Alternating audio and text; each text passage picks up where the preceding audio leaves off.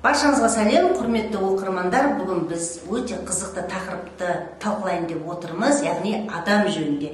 Біз жөнінде, сіз жөнінде, адам кім, қандай қызығушылықтары бар, ата-анадан қандай қасиеттерін дарытты, өзінің мінез ерекшеліктерінің, табиғатының түп негізі неде, осы сұрақтардың жауабын іздестіретін боламыз. Және бұл жерде бізге атақты австриялық психотерапевт Зигмунд Фрейдтің психоаналитикалық теориясына жүгінетін боламыз.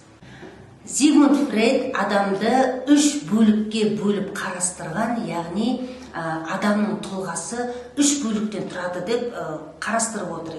Ең бірінші негізгі генетикалық тұрғыда адамға берілетін және ең ескісі, ежелгісі ол ит бөлімі. Ит дегеніміз ол деген мағынаны білдіреді, орыс тіліне аударатын болсақ ано деп айтылады.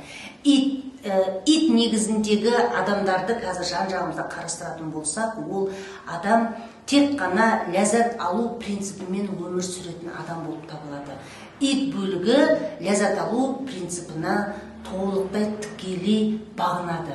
Ол дегеніміз не? Мысалы, дер кезінде дәл қазір менің қалауым болу керек, орындалу керек. Мен қарным ашса тамақ жеуім керек, тамақ жеп ләззат алуым керек, ұйықтап ләззат алуым керек, қалауымды жасап ләззат алуым керек деген мағынаны білдіреді. Және ол дер кезінде, ит үшін ол дер кезінде орындалу қажет болып табылады.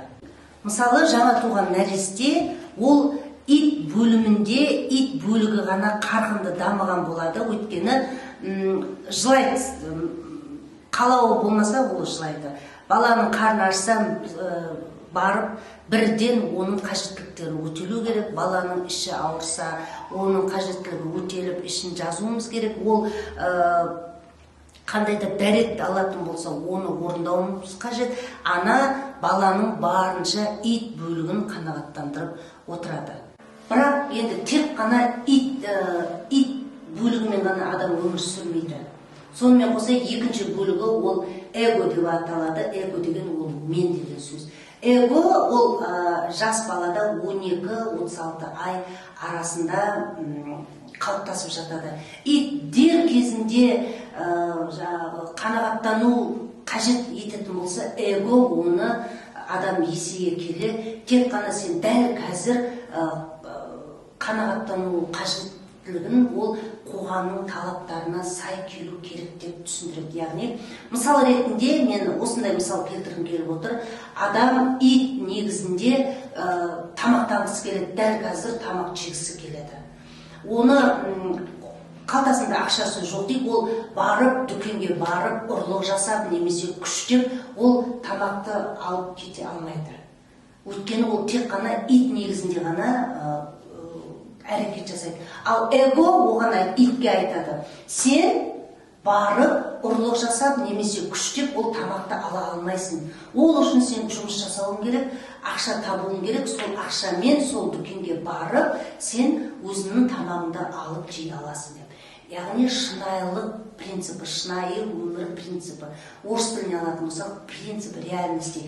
Шын мәнінде, шынайы өмірде ол қалауымша мен тек қана мен итпен ғана жүремін, барамда магазиннен барып, сол тамақты аламын, қалай да болсын мен соны алуым керек деп. Ал эгода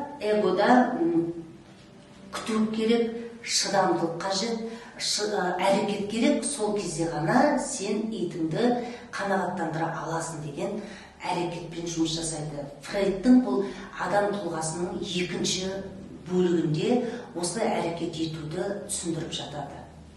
Адамның ең жоғарғы сатыдағы үшінші бөлігі ол супер эго деп аталады. Супер я, қазақ тіліне аудармасы өте керемет, супермен деп аталады.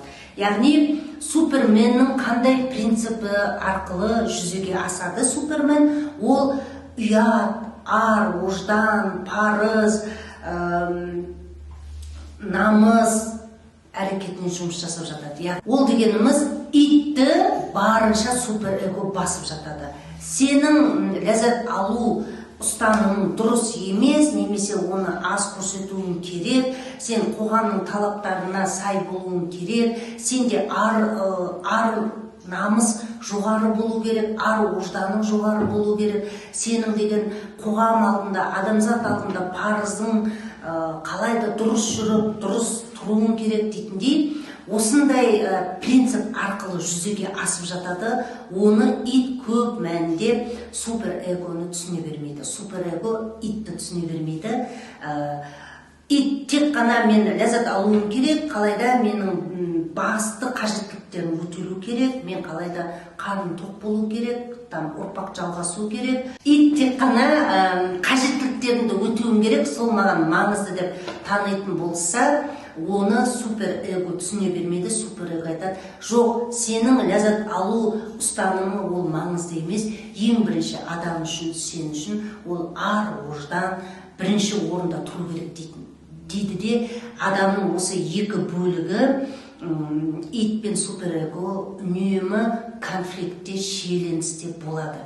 Ол шиеленісте болғандықтан адам қалайда өзін дұрыс алып шығу үшін бар салмақ, бар ауыртпашылық ол эгоға түседі. Яғни ортаңғы бөліктегі эгоға түседі. И адамның бойында қорғаныс механизмдері пайда бола бастайды. Ол жөнінде келесі видеоларда сіздер білетін боласыздар. Қорғаныс механизмдері іске асқан кезде адамда көптеген уайым, көптеген өз-өзімен күрес, өз-өзімен қарама қайшылыққа түсу, жағдай намыс, мысалы суперэго итқа көп салмағын түсіріп жіберсе, ұялу, намысы ояну, менің осылай жүргенім дұрыс емес дейді. Егер айналаңызда адамдардың бәрін қарайтын болсаңыздар, шын мәнінде кім ит негізінде ғана өмір сүріп жүр, кім эго негізінде, кім суперэго негізінде өмір сүріп жүргендерін анықтауымызға болады. Оны өзіңізге де анализ жасап көріңіз. Мен қай бөлігім көбінде өзінің үнін қатады, қай бөлігім өзін көрсете алмайды, және қай ит пен суперэго өзара конфликтке түскен кезде қандай менің бойымдағы стресстік жағдайлар, депрессивтік жағдайлар, мазасыздық тудыру, өз-өзіне қанағаттанбау, мен концепциясы дұрыс қалыптаспау, мен бұл өмірде ешқандай үлесім жоқ, мен ештеңе істей алмаймын, менің қолымнан келмейді дейтіндей суперэго мүмкін көп өзінің бөлігін көрсетіп жата ма, соның бәріне өз-өзіңізге сұрақ беріп көрсеңіз болады. Осы жерде мен біздің қоғамдағы болып жатқан жағдаймен байланыстырғым келеді. Мысалы, соңғы жылдар демейік, осы біздің Қазақстан егемендік алғаннан кейін көбінде телевидениеда рекламаларды қарайтын болсақ, жарнамалардың бәрінде дәл қазір сен не қалайсың, соны орында. Ол үшін біз саған несие беруге, кредит беруге дайынбыз. Дәл қазір алып, кейін оны төлей бересің, бірақ ләззатты дәл қазір алып отыр деп. Бұл психоаналитикалық теорияға салатын болсақ, мүлдем дұрыс емес. Өйткені шыдам қажет. Эгомыз біздің жұмыс жасау керек. Бір нәрсе қажет болатын болса, оған біз ақшаны жинауымыз керек. Жинап болғаннан кейін сол дүниені алған кезде оның қадірі артып түседі.